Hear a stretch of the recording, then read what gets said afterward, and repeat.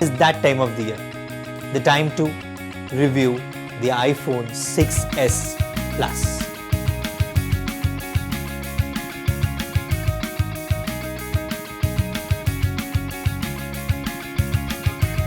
Every time Apple comes up with a new phone, everybody is aspiring to buy it because it automatically goes to the top of the drawer. That is the phone everybody wants to buy. But the question here is, can you afford it? No, an Apple phone is not meant for everyone. So let's stop thinking whether it compares with a 10,000 rupee phone or a 20,000 rupee phone. That is not the market we are in. That is not the market Apple is in. If you're looking at what is good, or is there something really good in this new phone, then I'll start with the battery. The battery for me is the biggest pain point for any smartphone user, and Apple has solved that problem for me. The charge in this phone stays an entire day, and that is no exaggeration. You're out of your home at 9 AM with 100% charge, you will come back at 9 PM with, let's say, about 25% charge left. And that is all we need as a smartphone user. Apple has always had one of the best cameras in a smartphone. Can it be improved? Yes. And that is because the iPhone 6s Plus has improved it, has made it better than even the 6s. And that is because there is optical image stabilization inbuilt into this camera phone. Don't believe me, believe what you see. Everything from now on is shot on the phone. This is a time lapse shot from a moving car, and you can see how everything is in focus. I also shot a boy playing a shot during an early morning cricket match in a Delhi park. Look at a thread coming out of his glove, and you can see that in slow motion. And this does not mean that it's all about video. This is also a great still camera, and it gives you very good results even in low light and even in bright light. Macro is also good, and I think this is among the better macro cameras in a smartphone.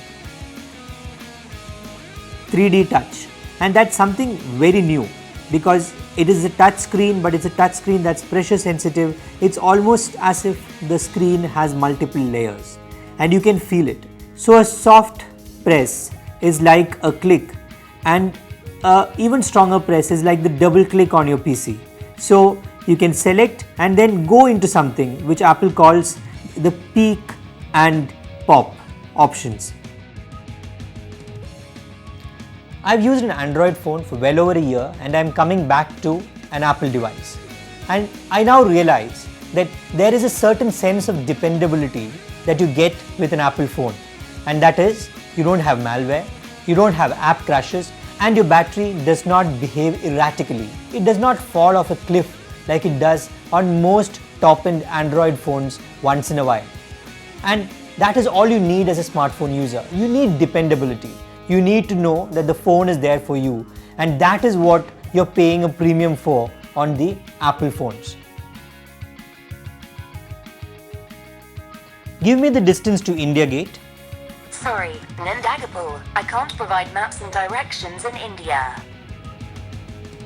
I don't mind that Siri can't pronounce my name right, but it's a problem if she can't tell me how far India Gate is, because that is the kind of information which Google gives me off the fly.